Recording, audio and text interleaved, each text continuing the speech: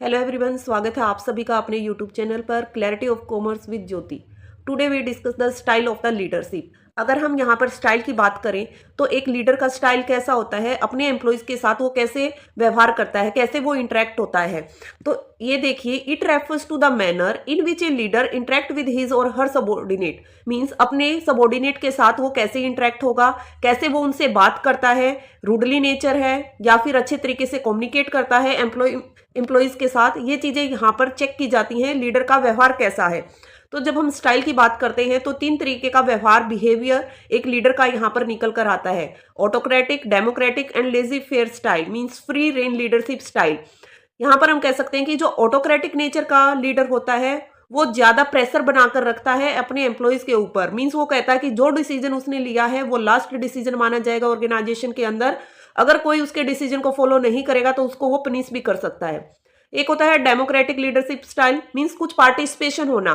जब भी कोई डिसीजन लिया जाता है ऑर्गेनाइजेशन के अंदर तो एम्प्लॉयज को वो वहां पर कुछ फ्रीडम देता है कि आप भी डिसीजन मेकिंग में पार्टिसिपेट कर सकते हैं। मींस अगर पॉलिसी से रिलेटेड कोई डिसीजन लिया जाता है या फिर हम कह सकते हैं प्रोडक्शन प्रोसेस से रिलेटेड कोई डिसीजन लिया जाता है, किसी भी चीज के रिगार्डिंग जब भी डिसीजन लिया जाएगा तो एम्प्लॉयज का वहां पर पार्टिसिपेशन, इन्वॉल्वमेंट होगी। मींस वो भी अपने वहां पर आइडिया, अगर उनके पास कोई इनोवेटिव आइडिया है तो वो वहां पर रख सकते हैं, अपनी ओपिनियन दे सकते हैं कि क्या क्या चेंजेस की जरूरत है ऑर्गेनाइजेशन के अंदर, प्रोडक्शन प्रोसेस में क्या वो चेंज अडॉप्ट कर सकते हैं या फिर बाहर के इन्वायरमेंट की वजह से उनके ऊपर क्या इफेक्ट हो रहा है। तो किसी भी चीज के रिगार्डिंग वो वहां पर ओपिनियन दे सकते हैं। थर्ड होता है लेजी फेयर या फ्री रेन लीडरशिप स्टाइल। इसमें कहा कि यहाँ पर लीडर बेझिझक होके बैठता है, उसे कोई चिंता नहीं है, ऑर्गेनाइजेशन से उसे कोई परवाह नहीं है। वो कहता है कि एम्प्लॉयज के अंदर इतनी कैपेबिलिटी है, इतनी वहां पर पोटेंशियल है उनके अंदर कि वो खुद डिसीजन मेकिंग कर सकते हैं।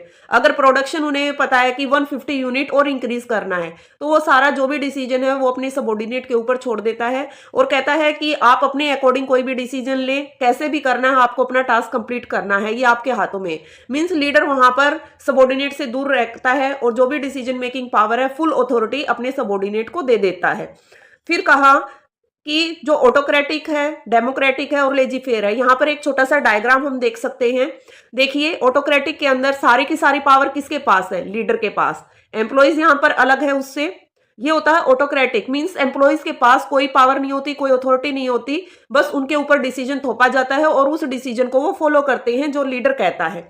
तो ये ऑटोक्रेटिक मींस एक तरीके से उनके ऊपर दबाव बना के रखना कि एम्प्लॉयज किस तरीके से काम करें, वो सारी चीजें एक लीडर बताएगा। फिर सेकंड ग्राफ में देखो, participative leader means democratic leadership style कि कुछ डिसीजन मेकिंग लीडर करता है, कुछ डिसीजन मेकिंग एम्प्लॉयज करता है। तो दोनों की यहाँ पर इन्वॉल्वमेंट होती है, एक ग्रुप की तरह, एक टीम वर्क में ये काम करते हैं कि जितना इन्वॉल्वमेंट एम्प्लॉयज का होता है उतना ही इन्वॉल्वमेंट लीडर का होता है। अगर पॉलिसी में कोई चेंज करना है तो सबसे पहले वो अपने सबॉर्डिनेट, अपने एम्प्लॉयज से पूछेगा कि क्या आप इस चेंजेस के लिए रेडी हैं, क्या इन चेंजेस को हम अडॉप्ट करें या फिर नहीं करें। ये होता है पार्टिसिपेशन ऑफ द एम्प्लॉयज, कि एम्प्लॉयज की वहां पर इन्वॉल्वमेंट ली जाती है कि आप भी इस चीज से सहमत हैं या नहीं है। फिर थर्ड नंबर पर आता है फ्री रेन लीडरशिप स्टाइल। इसमें कहा लीडर अलग है, डिसीजन मेकिंग पावर किसके हाथों में चली जाती है? एम्प्लॉयज के हाथों में डिसीजन मेकिंग पावर चली जाती है। एम्प्लॉयज अपने आप डिसीजन लेते हैं क्या उनके लिए अच्छा है और क्या उनके लिए बुरा है। सब चीजें किसके ऊपर डिपेंड है? एम्प्लॉयज के ऊपर डिपेंड है। तो चलिए डिटेल में करते हैं। ऑटोक्रेटिक लीडरशिप स्टाइल क्या है, डेमोक्रेटिक क्या है और ऑथोरिटेरियन क्या है। फर्स्ट पॉइंट पर देखो, autocratic leadership style where the leader makes all decision independently और विदाउट कंसल्टिंग विद सबॉर्डिनेट। ये हमने डिस्कस किया कि जब भी कोई डिसीजन लिया जाएगा तो कैसे डिसीजन लिया जाएगा कि सबॉर्डिनेट के साथ कंसल्ट ही नहीं किया जाएगा कि अगर पॉलिसी में चेंज करना है या फिर प्रोडक्शन प्रोसेस बढ़ानी है या ऑर्गेनाइजेशन को और एक्सपेंड करना है तो एम्प्लॉयज से कुछ नहीं पूछा जाएगा, बस उनके ऊपर डिसीजन थोप दिया जाएगा। अगर इस बेसिस पर डिसीजन लिया जा रहा है without consulting with the employees, then what are the advantages and disadvantages of the autocratic leadership style. तो फर्स्ट पॉइंट मैंने यहां पर कहा, provide strong motivation and reward for the leader, कि लीडर के लिए तो ये रिवार्ड और मोटिवेशन स्टाइल हो सकता है बट एम्प्लॉयज के लिए ये नहीं है। Quick decision making take place as single person decide for whole the group.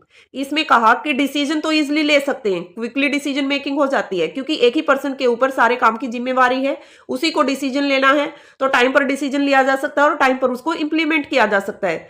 Subordinate are only to carry out the order of the leader. Subordinate को बस क्या करना है, अपने लीडर का जो भी डिसीजन है उसको फॉलो करना है, उसके पीछे चलना है। डिसीजन मेकिंग, प्लानिंग और ऑर्गेनाइजिंग नीड इनिशिएटिव, कि जब एक बार डिसीजन लिया जाता है तो उसके बेसिस पर जो भी प्लानिंग है, ऑर्गेनाइजेशन से रिलेटेड जो भी नीड और रिक्वायरमेंट होती है वो टाइम पर कंप्लीट हो जाती है, क्योंकि डिसीजन मेकिंग बहुत फास्ट होती है। Only single person depend in all the situation, good in certain circumstances such as an urgent task और मिलिट्री एक्शन। इसमें कहा जो ऑटोक्रेटिक लीडरशिप स्टाइल की हम बात कर रहे हैं वो कई जगह पर बेनिफिशियल भी बहुत ज्यादा होता है और कई जगह पर नुकसान भी हो जाते हैं।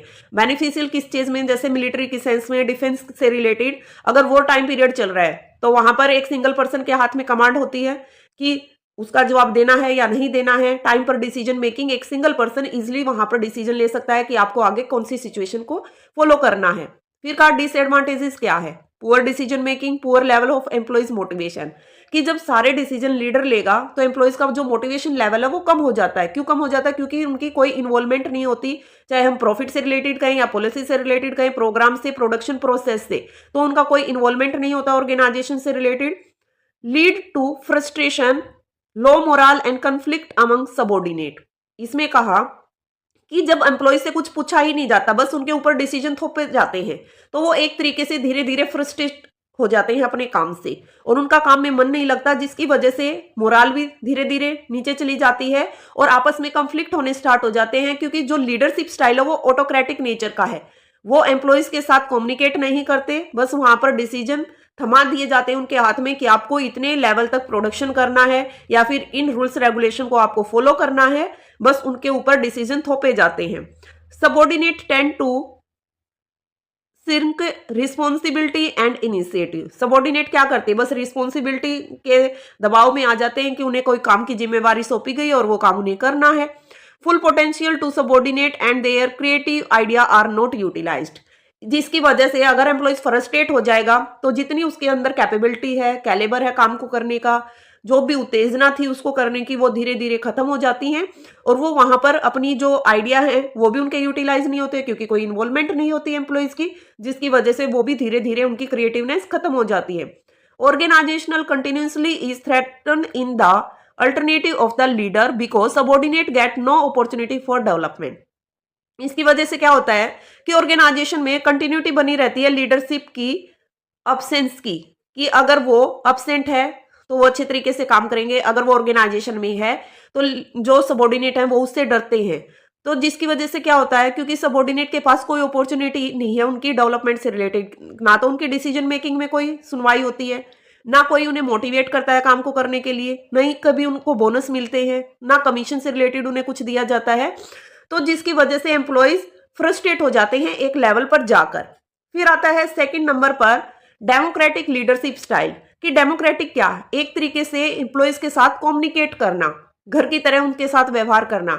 जब भी कोई डिसीजन मेकिंग होगी, पॉलिसी मेकिंग होगी, तो उनके साथ वहां पर इन्वॉल्वमेंट की जाएगी कि आप भी अच्छे तरीके से काम करें ऑर्गेनाइजेशन में और आपको भी वहां पर फॉलो किया जाएगा। Encourage all employee in decision making and promote personal involvement, enhance job satisfaction, कि अगर एम्प्लॉइज अच्छा काम कर रहा है तो उन्हें मोटिवेट करो, जॉब सिक्योरिटी प्रोवाइड करो, प्रमोशन दो, बोनस दो। अगर प्रॉफिट होता है तो प्रॉफिट में भी उनकी इन्वॉल्वमेंट होनी चाहिए। डिसएडवांटेजेस क्या है, it take more time for taking decision by the group then the leader alone. हाँ, ये डिसएडवांटेजेस हम मान सकते हैं कि कई बार डिसीजन हम फास्ट लेने पड़ते हैं। अगर हम डेमोक्रेटिक लीडरशिप अपनाएंगे तो ग्रुप होने की वजह से सब अपने आइडिया देंगे, फिर सबके आइडिया को देखा जाएगा कि कौन सा गलत है, कौन सा सही है और कौन सा बेस्ट आइडिया है। अल्टरनेट वहां पर चुने जाएंगे कि किसको फॉलो करके हम क्या अचीव कर सकते हैं। तो कई बार डेमोक्रेटिक लीडरशिप होने की वजह से डिसीजन मेकिंग लेट होती है, जिसकी वजह से प्रोडक्शन प्रोसेस डिले हो जाती है और आगे फर्दर हमारा फिनिश प्रोडक्ट टाइम पर कस्टमर के पास नहीं पहुंच पाता। तो वही है, किसी की एडवांटेज है तो डिसएडवांटेजेस भी होंगी। थर्ड नंबर पर आता है lazy fair leadership style, free rein leadership style इसको हम बोल सकते हैं। ये अपोजिट होता है ऑटोक्रेटिक लीडरशिप स्टाइल से। क्यों अपोजिट होता है? ऑटोक्रेटिक में सारी पावर लीडर के पास होती है, बट लेजी फेयर में सारी पावर किसके पास होगी? एम्प्लॉयज के पास। एम्प्लॉय यहाँ फ्री हैं, लीडर का कोई इन्वॉल्वमेंट नहीं होता किसी भी डिसीजन मेकिंग प्रोसेस में, और people to make their own decision although they may still be responsible for the outcome. This is used when employees are able to analyze the situation. यहाँ पर हम कह सकते हैं कि जो एम्प्लॉयज हायर किए गए हैं वो ट्रेंड हैं, एफिशिएंट हैं, कैपेबल हैं हर काम को करने के लिए। तो वहां पर लीडरशिप की इन्वॉल्वमेंट कम हो जाती है, क्योंकि हमारे एम्प्लॉयज इतने अच्छे हैं कि वो अपने आप हर चीज को मैनेज कर सकते हैं ऑर्गेनाइजेशन में। तो ये था फ्री रेन लीडरशिप स्टाइल। अब हम बात करते हैं कि एडवांटेजेस क्या हो सकती हैं। मोर फ्रीडम फॉर एम्प्लॉयज, एक second. Positive effect on job satisfaction, moral और सबॉर्डिनेट। जैसे हमने कहा था कि जो ऑटोक्रेटिक लीडरशिप स्टाइल होता है उसकी वजह से एम्प्लॉयज की मोरल और क्रिएटिविटी खत्म हो जाती है, क्योंकि उनके आइडिया को कोई वहां पर महत्व नहीं दिया जाता। ठीक है, तो maximize possible scope for development of subordinate. तो जो एम्प्लॉयज है उसके डेवलपमेंट के भी चांसेस बढ़ जाते हैं, क्योंकि उनकी इन्वॉल्वमेंट होती है हर चीज में, डिसीजन मेकिंग में भी, अदर प्रॉफिट इन्वॉल्वमेंट में भी, कोई प्रोडक्शन प्रोसेस से रिलेटेड कोई काम है, हर चीज में वो अपना वहां पर डिसीजन मेकिंग में इन्वॉल्वमेंट करते हैं। उनके आइडिया को सुना जाता है, महत्व दिया जाता है। Full utilization of potential of subordinate, जब उनके ऊपर ध्यान दिया जाएगा, वो फ्री है हर काम को करने के लिए, तो जो उनकी पोटेंशियल है वो भी अच्छे तरीके से वो काम करेंगे। फुल एफिशिएंसी और इफेक्टिवनेस के साथ वो ऑर्गेनाइजेशन में काम करेंगे और अच्छे अच्छे क्रिएटिविटी वहां पर लेकर आएंगे। डिसएडवांटेजेस क्या हो सकती हैं? डिसएडवांटेजेस हम कह सकते हैं कि जब लीडर की इन्वॉल्वमेंट ही नहीं है तो उन्हें कोई गाइड करने वाला भी नहीं है। अब हर जगह पर हर एम्प्लॉयज अच्छा हो ये तो नहीं हो सकता, कुछ एम्प्लॉयज को गाइडेंस की भी जरूरत पड़ती है, डायरेक्शन भी हमें कभी कभी देनी पड़ती है। Little incentive, poor motivation and may be a mess, मतलब वहां पर खिचड़ी बन जाती है। जब हम सब कुछ एम्प्लॉयज के हाथों में सौंप देते हैं तो जरूरी नहीं कि टास्क कंप्लीट होगा या नहीं होगा, ये हम श्योरिटी के साथ नहीं कर सकते, क्योंकि एम्प्लॉयज धीरे धीरे उस फ्रीडम का गलत फायदा भी उठाने लगता है। काम पर लेट आएगा, प्रोडक्शन प्रोसेस पर ध्यान नहीं देगा, उसे पता है कि उसकी सुनवाई होगी, उसे सैलरी कंप्लीट मिलेगी जितनी उसकी बनती है, कोई वहां पर उसको पनिश नहीं करेगा क्योंकि लीडर अच्छा है। तो वहां पर कुछ वही है, किसी चीज के फायदे हैं तो नुकसान भी है।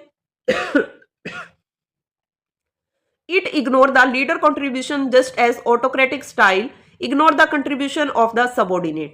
ये है कि इग्नोर करते हैं सबॉर्डिनेट के कंट्रीब्यूशन को ऑटोक्रेटिक लीडरशिप स्टाइल में, बट जो free range lazy fair leadership style है उसमें पूरा महत्व दिया जाता है इस बात के ऊपर। Subordinate may move in different direction and may work all cross purpose which may degenerate into चार्स। मीन्स जिस पर्पज के लिए उन्हें हायर किया गया है कई बार उसको छोड़ के दूसरी जगह पर वो शिफ्ट हो जाते हैं।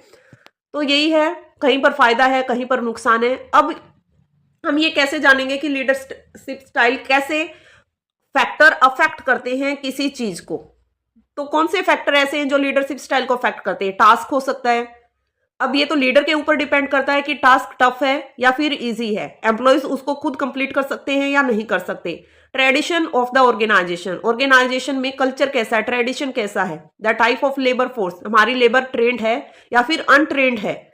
लीडर पर्सनैलिटी, लीडर की पर्सनैलिटी कैसी है, क्या वो एम्प्लॉयज के साथ कम्युनिकेट करता है या नहीं करता। टाइम क्या है, जेंडर मेल फीमेल, किस तरह के हमारे वहां पर ऑर्गेनाइजेशन में एम्प्लॉयज काम करते हैं। तो बहुत सारे फैक्टर हैं जो लीडरशिप के स्टाइल को अफेक्ट करते हैं कि वो अपना नेचर कैसा रखे, ये डिपेंड करता है लीडर के ऊपर। अब देखिए manager as leader, which leadership style is best suited for manager, कि एक मैनेजर के लिए कौन सा स्टाइल होना चाहिए कि वो एम्प्लॉयज के साथ जब भी कम्युनिकेट करे या फिर कोई उनके ऊपर रिस्पॉन्सिबिलिटी थोपे, रिस्पॉन्सिबिलिटी मतलब डेलीकेट करे अपनी अथॉरिटी को, तो कौन सा स्टाइल बेस्ट रहेगा। इसमें कहा it's depend on function of the leader, subordinate and situation, कि जरूरी नहीं कि एक ही स्टाइल अपनाए, ये डिपेंड करता है सिचुएशन के ऊपर, सबॉर्डिनेट के व्यवहार के ऊपर और लीडरशिप के भी व्यवहार के ऊपर कि कौन सी सिचुएशन में वो किस तरीके से वहां पर मूवमेंट करता है। Some leader can't work well with high participation of subordinate, कुछ लीडरशिप का नेचर ऐसा होता है जो हमारे लीडर होते हैं कि वो सबॉर्डिनेट के साथ खुलकर बातचीत नहीं करना पसंद करते, बस वो अपना अथॉरिटी वहां पर जो अथॉरिटी उसको डेलीगेट कर देते हैं, रिस्पॉन्सिबिलिटी लगा देते हैं एम्प्लॉयज की, जो जिस चीज के लिए रिस्पॉन्सिबल है वो उसके लिए लायबल भी होगा, बट वो खुलकर वहां पर वर्क प्लेस पर उनके साथ कम्युनिकेट नहीं करते। सम एम्प्लॉय लैक द एबिलिटी और डिजायर टू अज्यूम रिस्पॉन्सिबिलिटी, कुछ एम्प्लॉयज ऐसे होते हैं कि वो अपनी रिस्पॉन्सिबिलिटी अच्छे तरीके से कंप्लीट नहीं करते।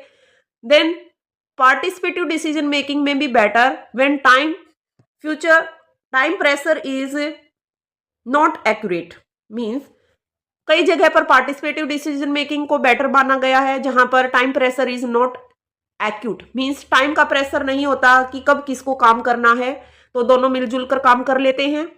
फिर कहा कि डिफरेंसेस क्या हो सकते हैं ऑटोक्रेटिक लीडर में, डेमोक्रेटिक में या फिर फ्री रेन लीडरशिप स्टाइल में। ऑटोक्रेटिक लीडरशिप में कहा boss make decision on their on without consulting employees. ये हमने डिस्कस किया कि बॉस डिसीजन लेता है, एम्प्लॉयज के साथ कोई कंसल्ट नहीं करता, सारे डिसीजन लेता है और उन्हें वहां पर अनाउंस कर देता है कि आपको ये काम करने हैं। देन डेमोक्रेटिक लीडरशिप स्टाइल में कहा involve subordinate in making decision, ये भी हमने किया।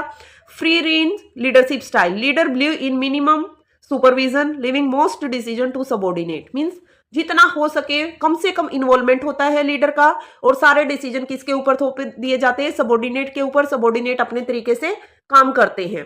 फिर का डिफरेंसेस क्या है, concentration of power.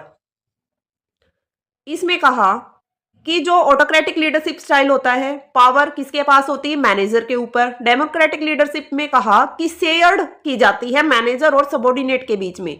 Free rein leadership style में कहा कि विद एम्प्लॉइज मिनिमम सुपरविजन की पावर एम्प्लॉइज के पास ही होती है बट लिटिल सुपरविजन होता है लीडर के हाथ में। फिर का डिसीजन मेकिंग पावर, डिसीजन लिए जाते हैं ऑटोक्रेटिक लीडरशिप स्टाइल में मैनेजर के द्वारा। डेमोक्रेटिक में मैनेजर और एम्प्लॉइज दोनों मिलकर लेते हैं। फ्री रेन में एम्प्लॉइज डिसीजन मेकिंग करते हैं, लीडर का कोई इन्वॉल्वमेंट नहीं होता। कम्युनिकेशन फ्लो कैसा होता है, ऑटोक्रेटिक लीडरशिप स्टाइल में टॉप टू डाउन होता है, डेमोक्रेटिक में टू वे कम्युनिकेशन होता है, फ्री रेन में वाइड स्प्रेड एंड एज नेच मतलब नीडेड, जब जरूरत पड़ती है वो लीडर के साथ कम्युनिकेट करते हैं, अदरवाइज डिसीजन मेकिंग खुद ही कर लेते हैं। एट लास्ट हम कह सकते हैं कि जो लीडरशिप स्टाइल है वो कौन सा बेस्ट रहता है। People ask the difference between a leader and a boss. हर किसी को डाउट होता है कि बॉस कौन है, लीडर कौन है। Leader lead and boss drive. Innovation distinguish between a leader and a follower. So ये थे leadership style, autocratic leader, democratic leader and free rein leadership style. I hope you understand all the meaning of 3। Thank you everyone. मिलते हैं next class में एक और नए topic के साथ। Thank you.